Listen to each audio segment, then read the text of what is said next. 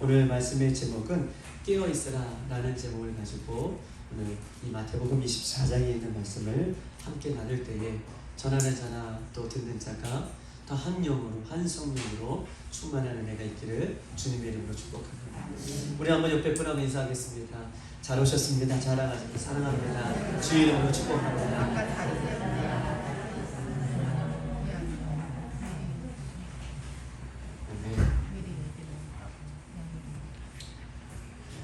목사가 되고 이제 선교사가 되어 교회를 통해 하나님을 섬기면서 때로는 어떻게 생각했냐면 교회에 사람들이 많이 모이는 것이 하나님의 뜻이다라고 생각하며 그렇게 지낼 때가 저에게도 있었습니다.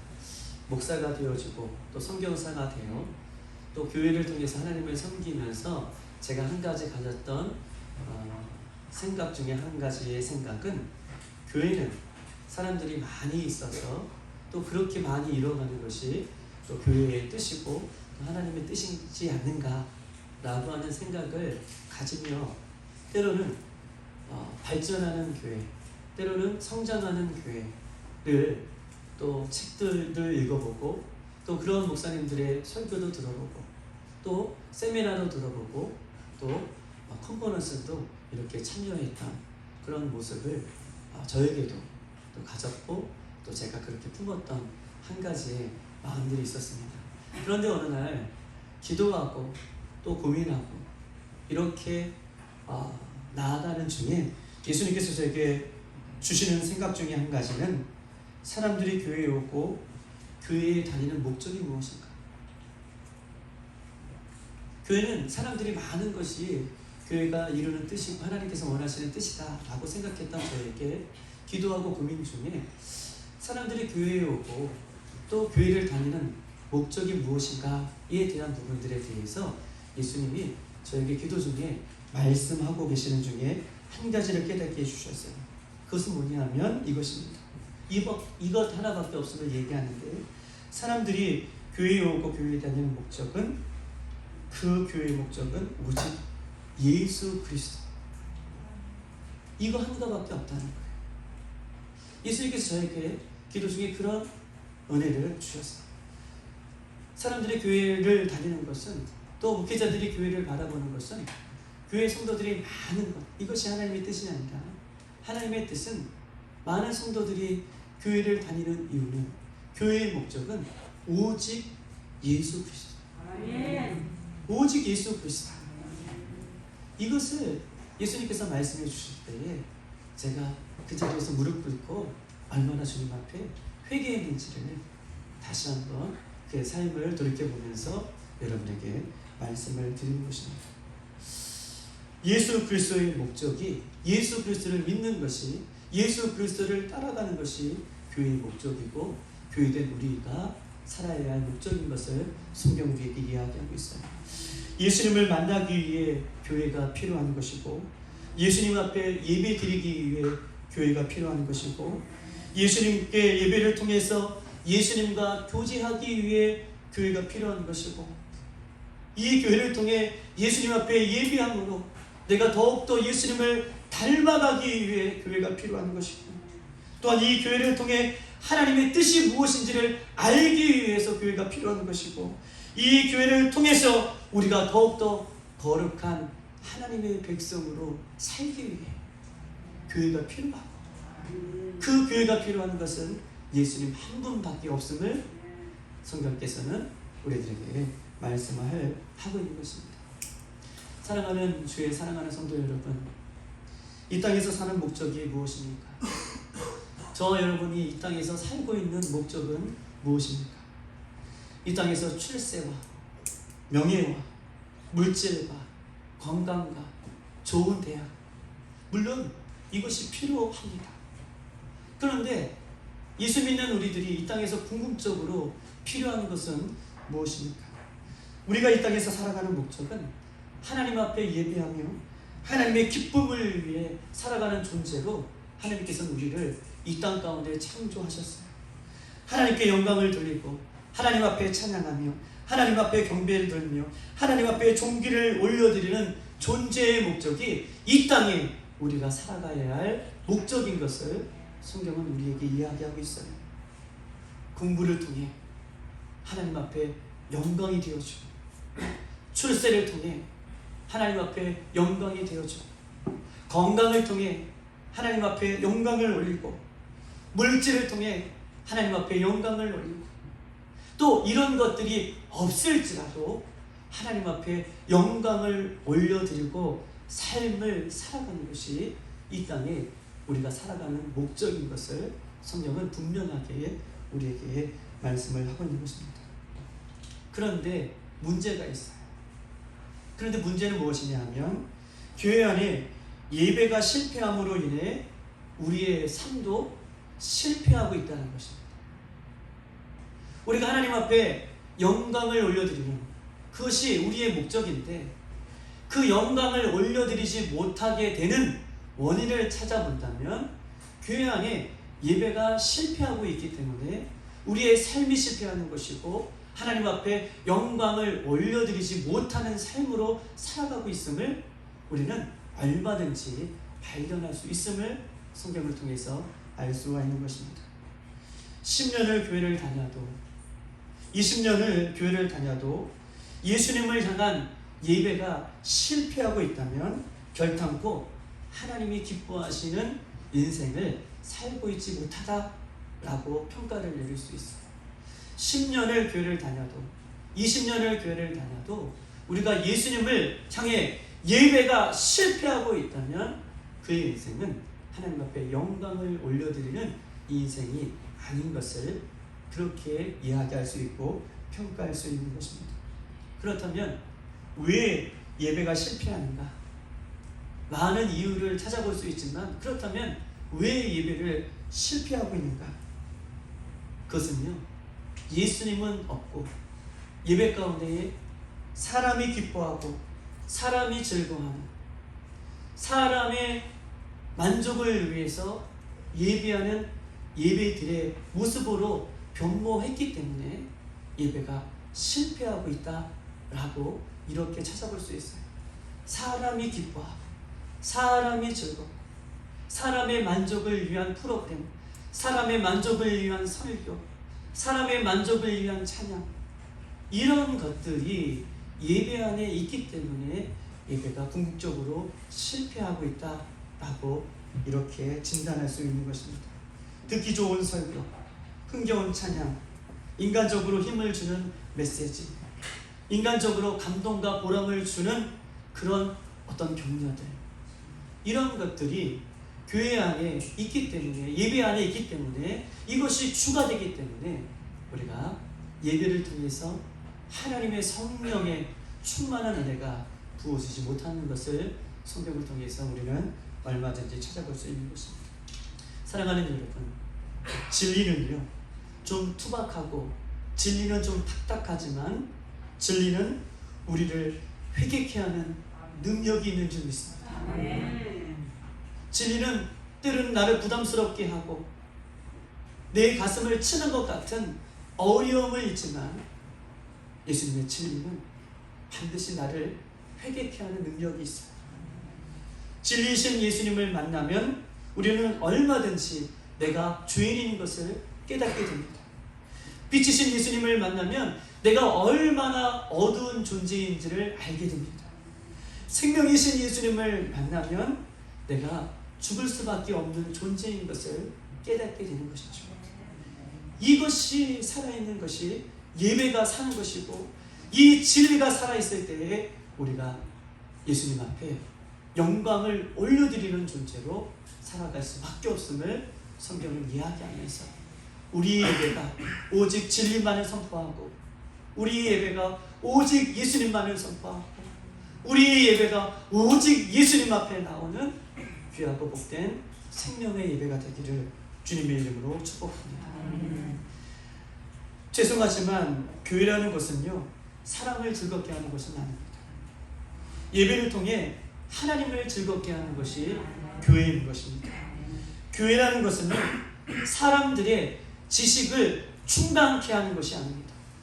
교회는요, 사람들의 지식을 충족시키는 것이 아니라 예배를 통해 영원하신 예수님을 닮아가는 것이 교회입니다. 교회라는 것은요, 육신의 즐거움을 주는 것이 아니라 교회는 예수님을 통해, 예배를 통해 우리의 육신이 십자가에 못 박는 것이 교회인 것을 성경은 우리들에게 말씀하고 계십니다. 이렇게 우리가 교회의 본질과 예배의 본질을 회복하지 못한다면, 우리가 예배를 회복하지 못한다면 우리는 어느덧 서구의 교회들처럼 교회가 모텔로 변할 것이고 술집과 박물관으로 전락하는 서구의 교회들처럼 우리 한국 교회도, 우리 빌라델피아 교회도 어느덧 그 길에 놓여 있음을 성경은 오늘 본문 속에서 저와 여러분에게 말씀해 주시고 그 길을 오늘 찾기를 소망하는 말씀으로 저희들에게 말씀하고 있는 것입니다. 예배가 무너지고 있습니다. 세상에서 예배가 무너지니 예수 믿는 사람들의 세상에서 신앙으로 이겨낼 힘이 없어요. 예배가 무너지고 있으니 세상 속에서 삶의 예배가 무너지고 있다는 거예요. 우리 일주일에 와서 적게는 한 번 주일날 이렇게 하나님 앞에 예배하고 있잖아요. 예배가 무너지면 그 인생이 무너지는 거예요. 예배가 무너지면 교회가 무너지는 것이고, 예배가 무너지면 우리가 하나님 앞에 나아감에 있어서 승리할 수 있는 길이 없다는 것을 성경은 우리에게 말씀해 주고 계시면서 오늘 우리의 예배가 승리하는 예배, 하나님 앞에 영광이 되어지는 귀하고 복된 예배가 되기를, 그런 간절한 예배가 되기를 주님의 이름으로 축복합니다. 중요한 것은 아직도 우리가 기회가 있을 때에, 교회가 아직도 살아 역사할 때에 교회가 사는 유일한 방법을 찾고 그 예배 가운데 서기를 바랍니다. 여러분, 교회가 사는 유일한 방법은요, 오직 하나, 예배가 사는 거예요. 교회가 사는 유일한 방법은 오직 하나, 예배가 사는 것이고, 우리가 신앙 안에 사는 유일한 방법은 예배가 사는 것입니다. 교회가 살아야 예배가 살아야 교회가 살고, 예배가 살아야 성도들이 살고, 예배가 살아야 우리의 영혼이 살 수 있기 때문인 것입니다. 그러면 교회가 살려면 어떻게 해야 합니까? 예배가 살려면 어떻게 해야 합니까? 첫 번째는요, 우리의 무릎이 살아야 돼요. 우리의 무릎이 살아야 됩니다. 무릎이 산다는 것은 무엇입니까? 무릇 믿음의 선배들은요, 죽음 앞에서도 고난 앞에서도 꿇었던 무릎이 그들의 믿음을 지키게 하였어요. 믿음의 선배들은요, 죽음 앞에서도 고난 앞에서도 십자가 앞에서도 어떤 어려움 앞에서도 그들이 예수님 앞에 꿇었던 그 믿음이, 꿇었던 그 무릎이 그들의 신앙을 지키게 하였습니다. 우리가 예배를 살리는 것은 오직 하나, 교회가 사는 일은 오직 하나, 무릎이 살아야 우리 교회가 살고, 무릎이 살아야 우리 예배가 살 수 있는 것입니다. 기도가 회복돼야 예배가 사는 것이고, 기도가 회복돼야 내 자신이 살 수 있음을 오늘 본문은 우리에게 이야기하고 있습니다. 사랑하는 주의 성도 여러분, 보십시다. 기억해야 할 것은 오늘 내가 이 많은 사람들 중에 한 사람으로 예배 드렸다고 생각하지 말아야 되는 거예요. 오늘요, 이 말씀 무슨 말이냐면, 오늘 내가 이 많은 사람들 가운데 나는 한 사람으로 예배 드렸다 라고 안심해서는 안 된다는 것입니다. 왜냐하면 우리의 예배는 예수님과 각자 1대1이에요. 나는 오늘 많은 사람들 가운데에 속해서 나는 예배 드렸다 라고 안심하면 안 돼요.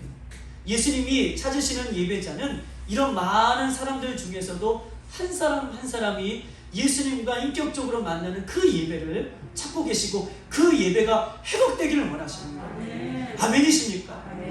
나는 많은 사람들 가운데, 오늘 빌라델피아 성도들 가운데 나는 함께 예배 드렸어, 여기에 만족하면 안 되는 거예요. 나는 이 많은 사람들 가운데 모든 사람이 예배에 성공할 수 있을지라도 나 한 사람은 예배에 실패할 수 있다 라고 하는 경계심을 갖고 예배하기를 예수님의 이름으로 축복합니다. 오늘 우리의 예배가 살아있는 예배가 모든 우리의 예배가 살아있는 예배가 되어질 수 있을지라도 나 한 사람은 오늘 이 예배 가운데 실패할 수 있다라고 하는 이런 마음이 있을 때에 우리 예배는 각자가 승리할 수 있음을 성경 우리에게 예배하고 있어요. 그러면 어떻게 하면 예배가 살 수 있고, 어떻게 하면 교회가 살 수 있고, 어떻게 하면 내 자신이 살 수 있는가? 오늘 본문의 주제는 이거예요. 깨어있으라.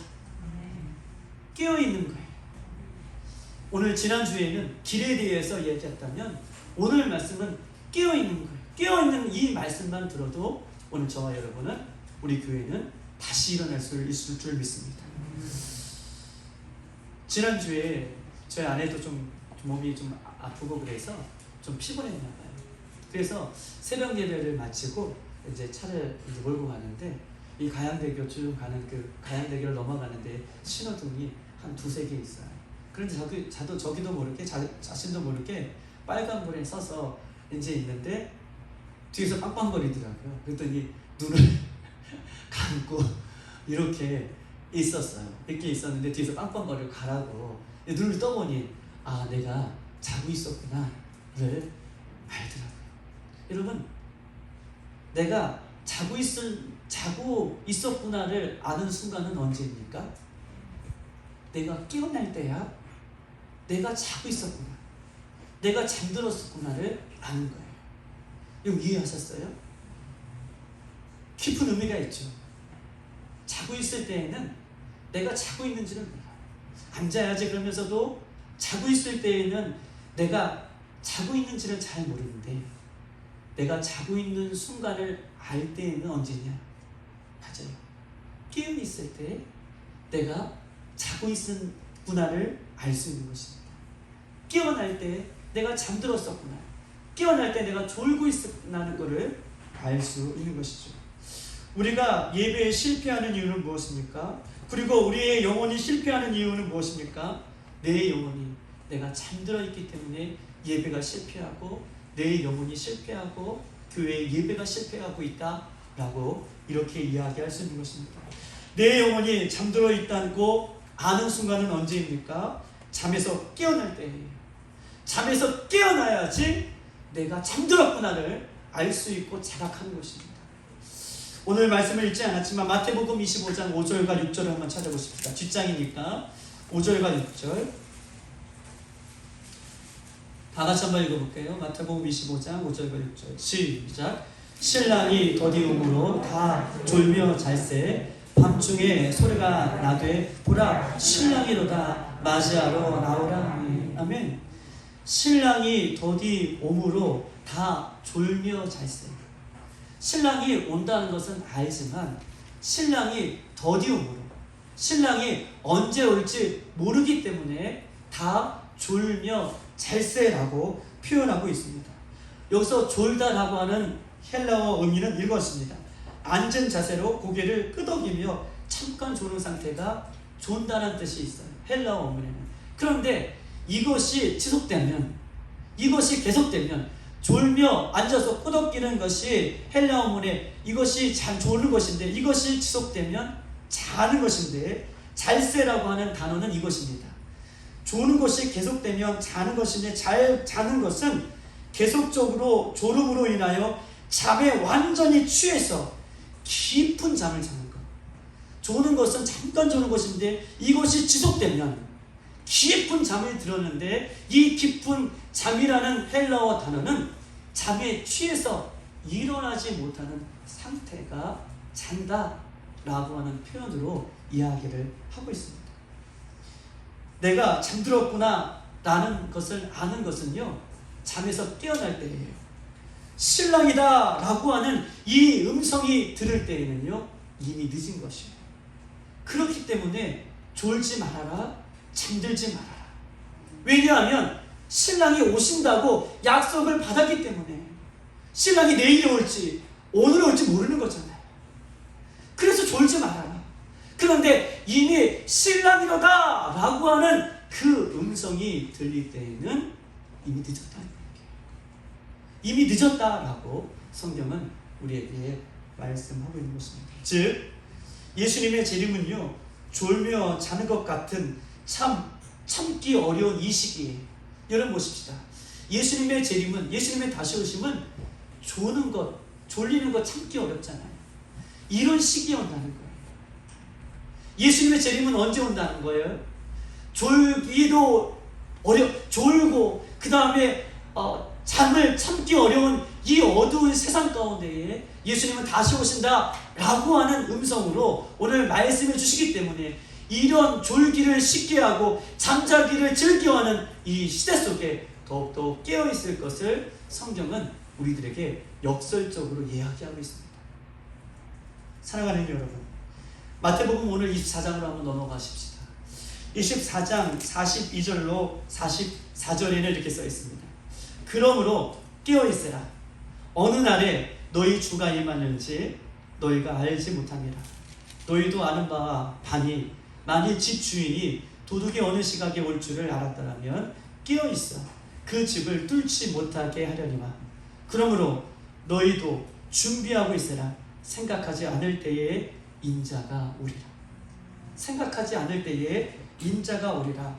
깨어있으라 라고 반복적으로 말씀하고 있습니다. 36절 보십시다. 36절 다시 한번 읽어볼까요? 시작.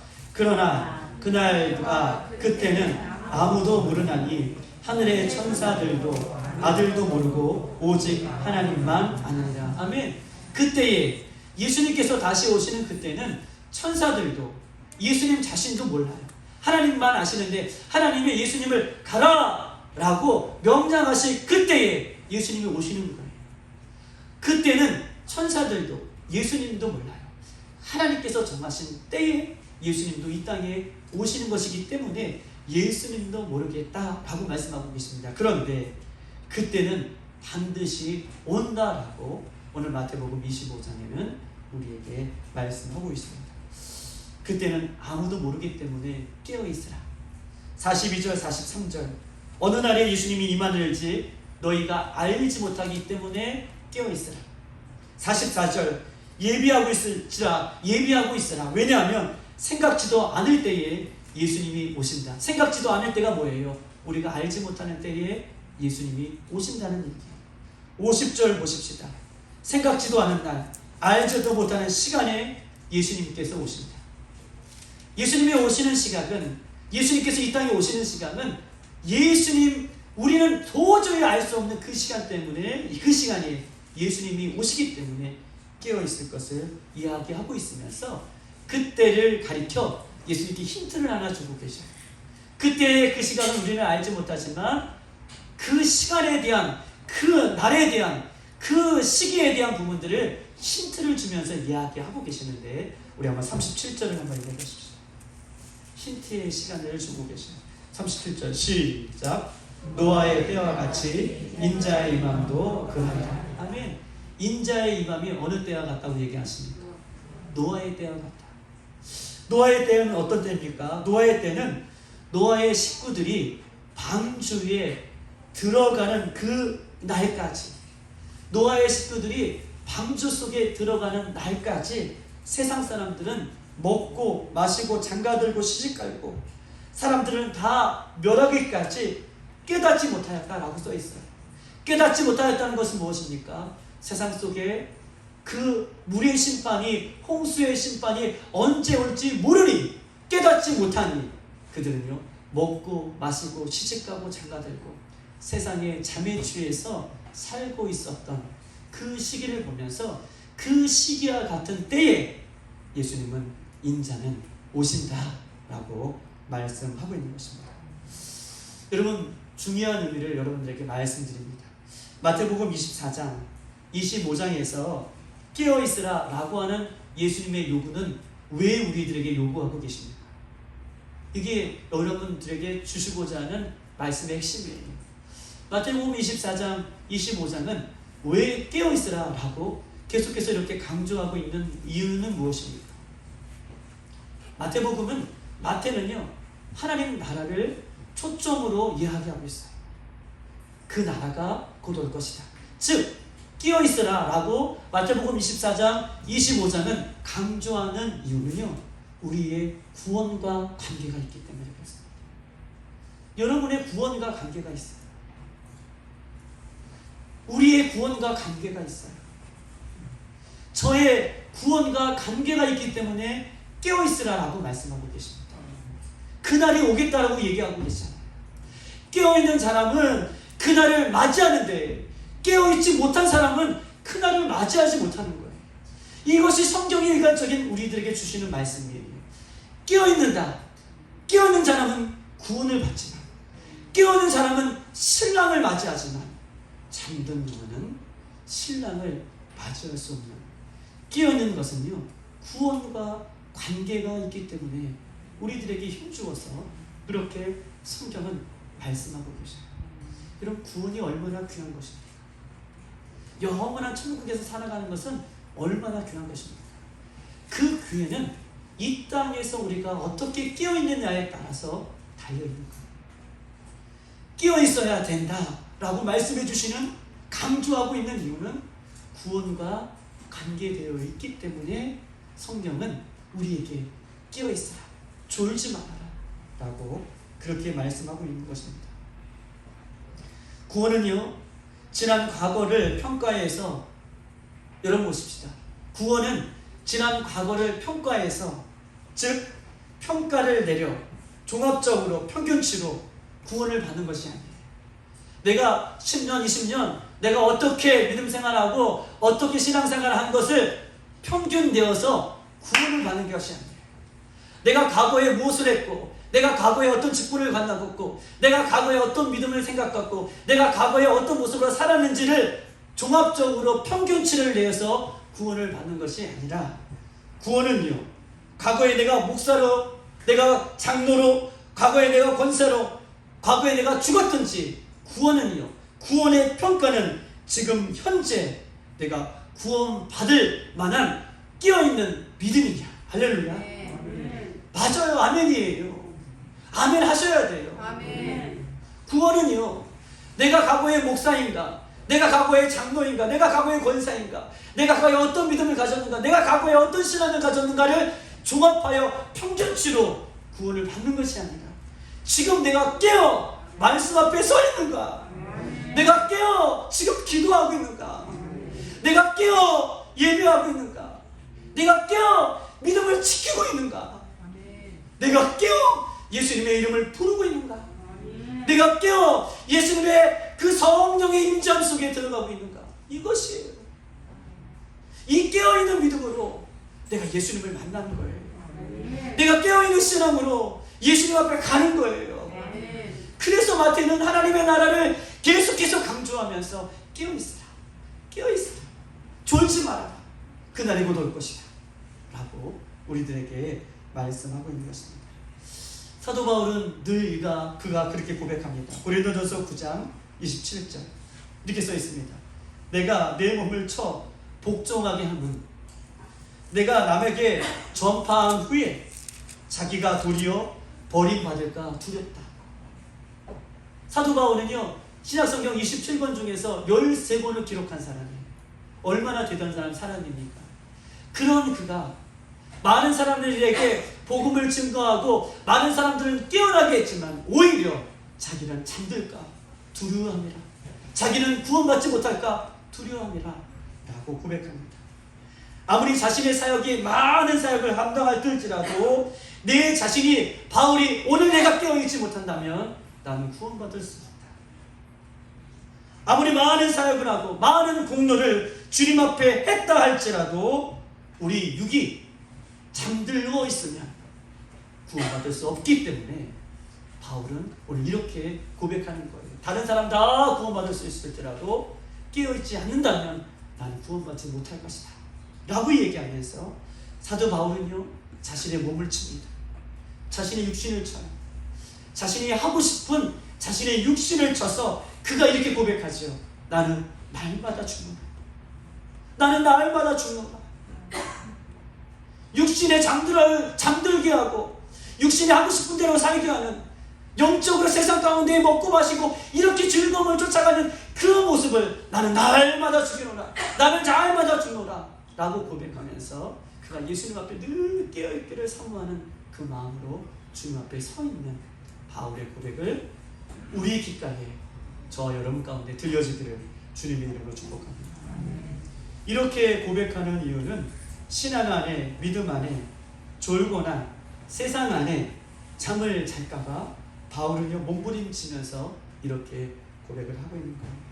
사랑하는 주의 성도 여러분, 예수를 믿는 우리는요 예수님의 요구대로 늘 깨어있으며 그 깨어있기를 힘쓰며 애쓰며, 왜냐하면 잠깐이라도 우리가 자고 있다가 신랑 대신 예수님을 만난다면 어떻게 하겠습니까?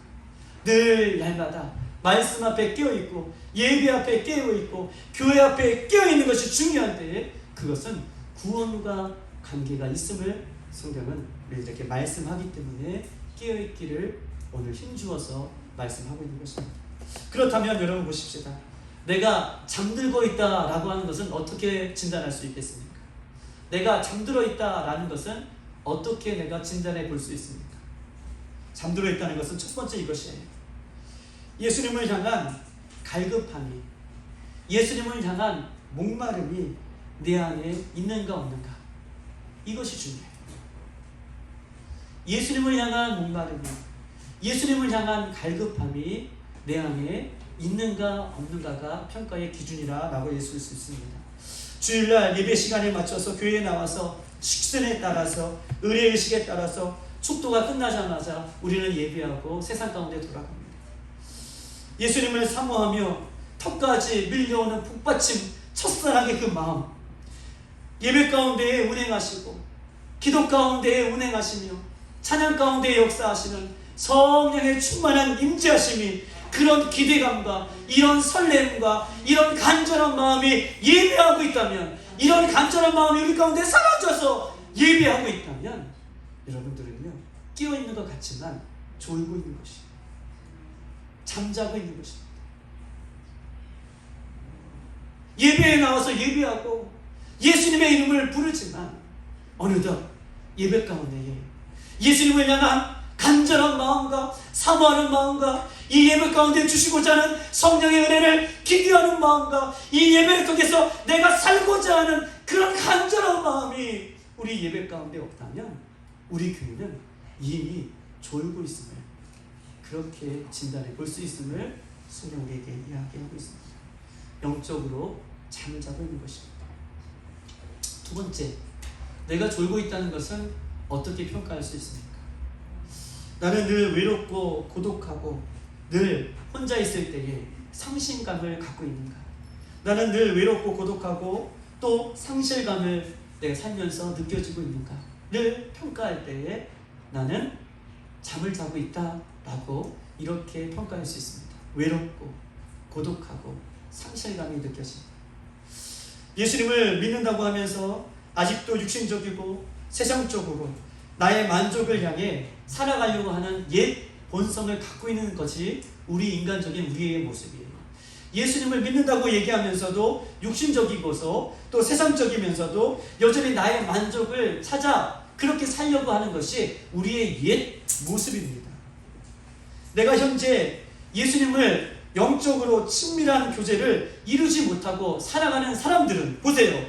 왜냐하면 예수님으로부터 주어지는 위로와 평강과 기쁨과 은혜를 맛보고 살아가지 못하는 사람들은 여전히 나의 만족을 위해, 나의 위로를 위해, 나의 고독을 위해, 이런 것들을 찾기 위해 어떻게 해요? 예수님과 친밀한 관계가 끊어졌기 때문에 세상에서 즐거움을 찾아, 세상에서 그 은혜를 찾아, 세상의 만족을 찾아 그렇게 살아가는 모습을 보면서 그렇게 세상의 즐거움과 만족을 찾아가는 사람은 영적으로 예수님과의 관계가 끊어졌기 때문에, 영적으로 잠들고 있기 때문에 어떻게 해요? 그는 하나님 앞에 나온다고 할지라도 자꾸 세상에서 외로움을 달래고 세상 가운데에 고독함을 달래고 세상 가운데에 상실감을 달래는 모습으로 살아갈 수밖에 없기 때문에 그는 하나님의 관계가 단절되어 있다라고 얘기하는 거예요. 하나님의 친밀한 영적인 관계가 회복되어진다면 하나님으로부터 주어지는 것은 무엇입니까? 평강과 위로와 사랑과 아멘. 감사예요. 할렐루야. 하나님으로부터 주어진다는 것은 감사와 평강과 위로, 그것을 늘 받기 때문에 외롭지 않죠. 감사가 있고 상실감이 아니라 오늘도 내가 일어날 수 있는 능력을 우리 예수님으로부터 공급받게 되는 줄 믿습니다. 그러나 반대로 예수님과 친밀한 관계를 잃어버린다면 신앙의 갈 바를 모르고 유리하며 방황하며 세상 속에서 살게 되고 외롭고 고독하고 상실감 속에 살고 있는 그런 모습으로 살아가는 것이에요. 그런 모습이 나에게 있다면 나는 아직 예수님과의 관계 속에서 영적으로 잠들고 있다라고 그렇게 평가할 수 있습니다. 마지막으로요, 나의 모습 속에서 내가 잠들고 있다라고 하는 평가는요, 내가 내 삶을 볼 때에 불평과 불만과 시기와 질투가 여전히 나에게 있다면 그 사람은 잠든 사람입니다. 불평과 불만과 시기와 질투가 있는 사람은 여전히 영적으로 잠든 사람입니다. 불평과 불만과 시기와 질투의 출발은 어디서부터 출발하냐면 교만에서 출발합니다. 교만에서. 왜 나를, 왜 나만, 어떻게 나를, 왜 나보다. 불평과 불만과 시기와 질투는 교만에서 출발하는데 그 출발은 왜 나만, 왜 나에게, 왜 어떻게 나를, 왜 나보다. 여기서 출발하는 거예요. 마음에 불평과 시기와 질투가 있는 사람은 틀림없이 영적으로 잠든 사람인 것을 말씀할 수 있어요. 영적으로 깨어있는 사람은요, 어느 순간에도 어떤 상황을 맞을지라도 감사하고 찬양하고 하나님의 영광을 올려드리고 은혜와 사랑을 고백하는 사람이에요. 이 사람이 영적으로 깨어있는 사람인 것을 성경은 이야기하지만 반대로 불평과 시기와 불만족과 이렇게 살아가는 모습은 깨어있지 못하기 때문에 나오는 현상인 것을 성경은 우리에게 이야기하고 있습니다. 그렇다면 영적 잠에서 어떻게 깨어날 수 있습니까? 우리 한번 말씀을 찾아보십시다. 누가복음 21장에 있는 말씀입니다.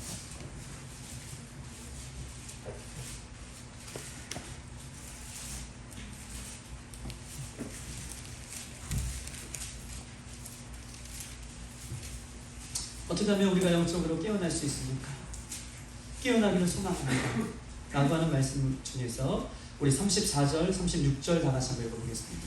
34절로 36절까지 있는 말씀 다 같이 시작.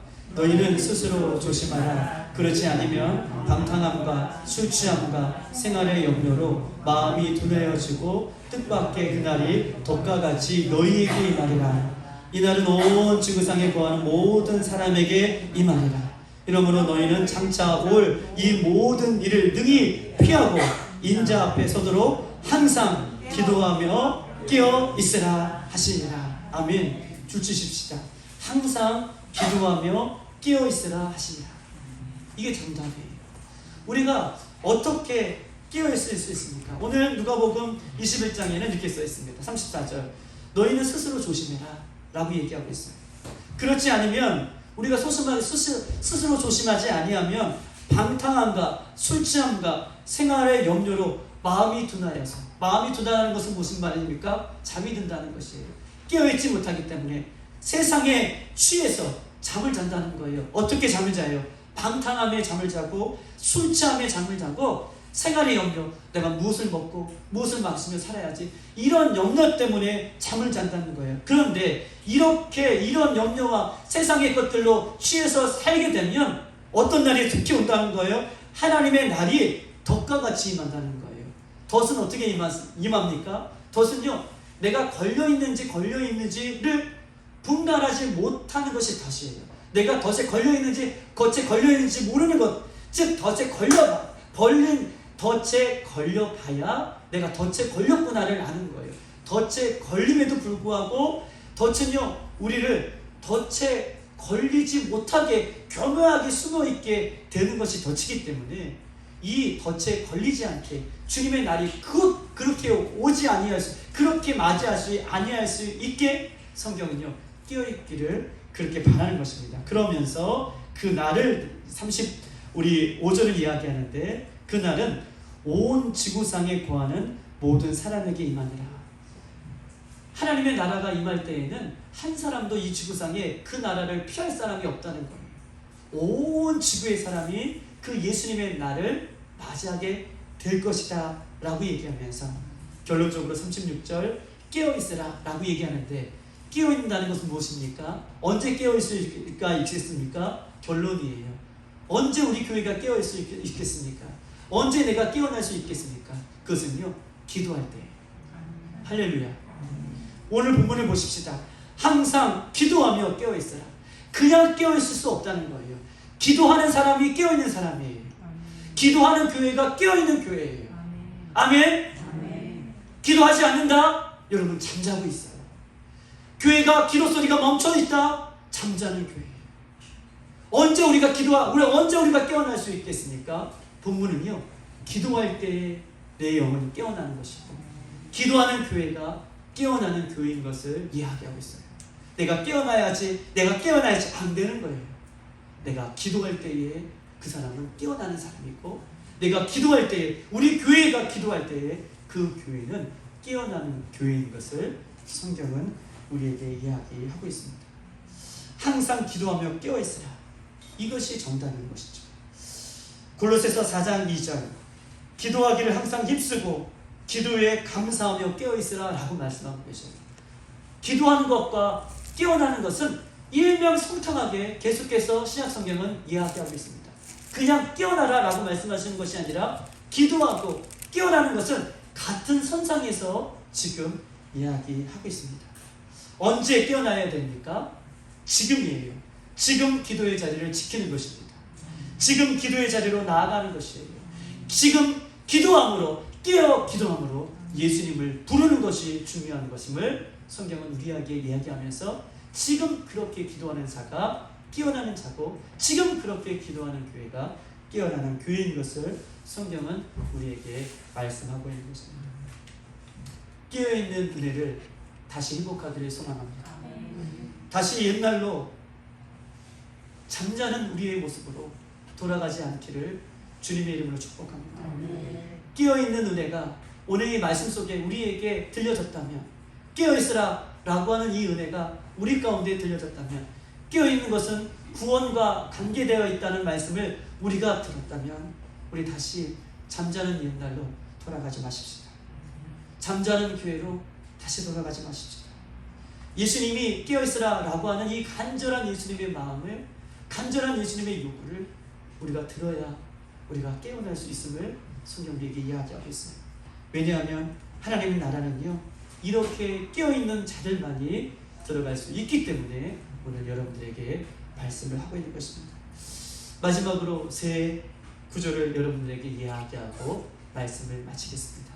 여러분, 오늘 예수님께서 우리에게 세 구절을 말씀해 주십니다. 에베소서 5장 14절 그러므로 이르기를 잠자는 자여 깨어 죽은 자들 가운데 일어나라. 그리스도께서 내게 비추시리라 하시니라 라고 말씀해 주십니다. 그리스도께서 내게 비추시리라 하시니라. 잠자는 자여 깨어 죽은 자들 가운데에서 일어나라. 베드로전서 5장 8절 근신하라 깨어라 너희 계적 마귀가 우는 사자와 같이 두루 다니며 삼킬 자를 찾아다니시라. 요한계시록 16장 15절 보라 내가 도둑같이 오리니 누구든지 깨어 자기 옷을 지켜 벌거벗지 아니하며 자기의 부끄러움을 보지 아니하는 자들은 복이 있다. 성경은요, 신약성경 내내 우리들에게 깨어있을 것을 요구하시고 말씀해 주십니다. 사랑하는 여러분, 우리가 깨어있기를 소망합니다. 잠자는 것의 반대는 깨어있는 것이에요. 깨어있을 때에 잠들지 않을 수 있고, 깨어있을 때에 주님의 나라를 볼 수 있고, 깨어있는 자가 하나님의 영광 가운데 살아계심을 볼 수 있으면 오늘 주님께서 주시는 말씀을 기억하고 날마다 주님의 말씀 가운데 깨어 기도의 자리, 생명을 걸고 지킬 수 있는 저와 여러분이 되시기를 주님의 이름으로 축복합니다. 이 시간 한번 찬양하고 기도하도록 하겠습니다. 우물가의 여인처럼 나는 내